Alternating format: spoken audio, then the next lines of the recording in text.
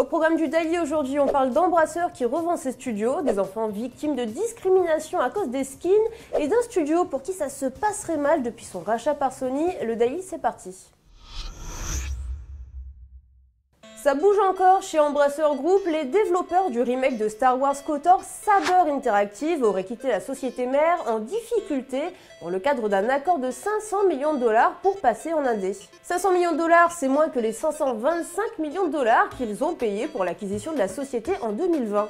Selon Bloomberg, le remake est toujours en cours de réalisation, même si des petits doutes subsistent quant à sa sortie. En novembre, le PDG d'Embracer, Lars Wingefors, a refusé de répondre à une question sur le remake lors d'une présentation financière, déclarant « Je remarque que tout ce que je dis à ce sujet fait la une des journaux, c'est donc mon seul commentaire ».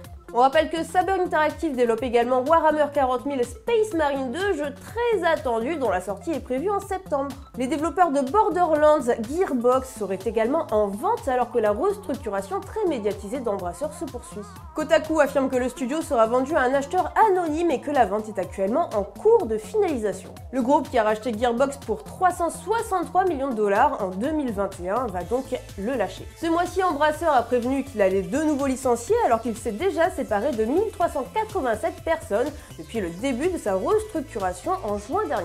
L'effectif total du groupe a été réduit de 904 personnes au cours du deuxième trimestre de son exercice financier, puis de 483 autres au cours du troisième trimestre. C'est tout simplement 8% de l'effectif global du groupe. On rappelle que l'entreprise a également annulé bon nombre de jeux non annoncés au cours des 2 trimestres, dont un nouveau jeu Deus Ex. Le groupe a fermé un certain nombre de ses studios prestigieux, dont Free Radical qui travaillait sur le nouveau volet de la série Time Splitters, aujourd'hui annulé, et Volition, le développeur de Saints Row. Les difficultés financières du groupe ont commencé à la suite de l'échec d'un accord de 2 milliards de dollars, apparemment avec la société Savvy Games Group financée par le gouvernement saoudien. Autant dire que la réputation du groupe n'est pas glorieuse cette année.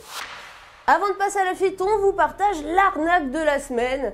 2 jeux indés sur Steam se sont tout bonnement déguisés en Helldivers 2 pour escroquer les joueurs. En effet, pendant quelques instants, soit 3 heures sur la plateforme, il y a brièvement eu 3 versions identiques du jeu sur Steam. La nouvelle a commencé à se répandre sur les médias sociaux que 2 copies de Helldivers 2 étaient apparues sur Steam vendues à des prix très réduits de 12 $ et 19 $.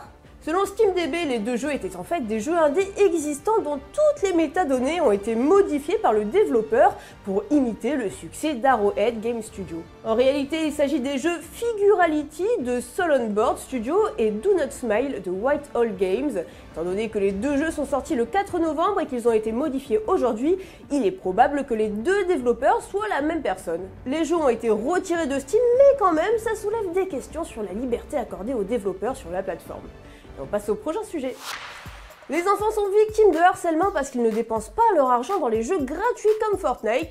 C'est ce qu'entendent de nouvelles études norvégiennes qui examinent l'influence des jeux vidéo sur les enfants de 10 à 15 ans, leurs comportements sociaux et leurs habitudes de consommation.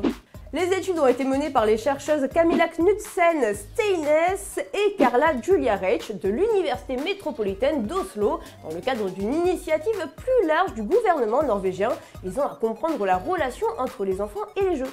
Selon Clara Julia Reich, leur conclusion montre que l'apparence d'un enfant dans un jeu peut jouer un rôle crucial dans la façon dont les autres enfants le traitent. Les enfants peuvent être traités de pauvres s'ils n'ont pas dépensé d'argent pour leur personnage.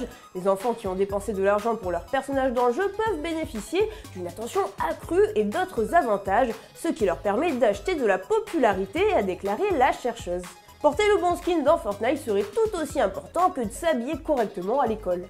Les chercheuses expliquent qu'il n'y a pas de distinction nette entre leur monde en ligne et leur monde hors ligne, il s'agit simplement de différentes parties du monde social dans lequel ils naviguent et l'apparence ou les skins sont des marqueurs d'identité importants.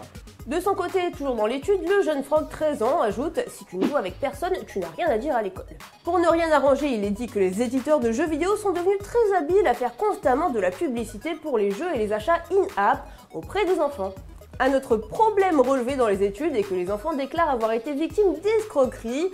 Les chercheurs suggèrent que cela est dû au fait que les enfants manquent de compétences en matière de consommation, mais qu'ils sont poussés dans des situations où ils sont confrontés à des tactiques de vente à haute pression, conçues pour leur donner l'impression qu'ils doivent agir très vite pour ne pas rater leur coup.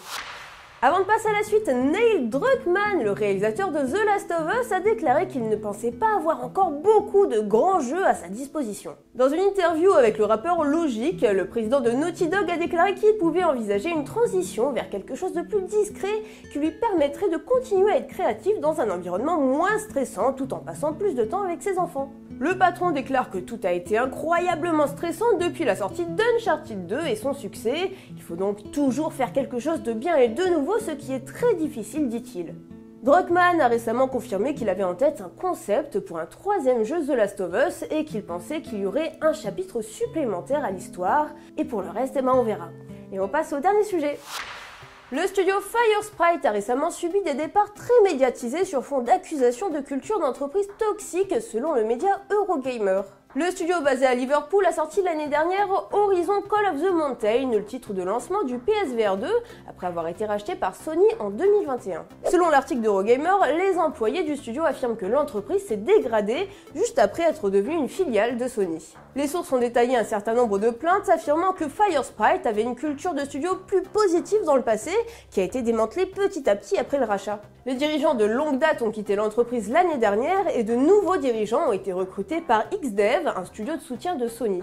Eurogamer a rapporté que 2 de ses dirigeants avaient accumulé environ 13 plaintes. Parmi les allégations, on retrouve de la discrimination sexuelle et de l'agisme, mais des sources ont déclaré qu'une enquête de Sony avait rejeté les cas comme étant un malentendu. Selon Eurogamer, certains membres du personnel sont allés plus loin en explorant d'autres options juridiques et auraient reçu une compensation financière de Sony.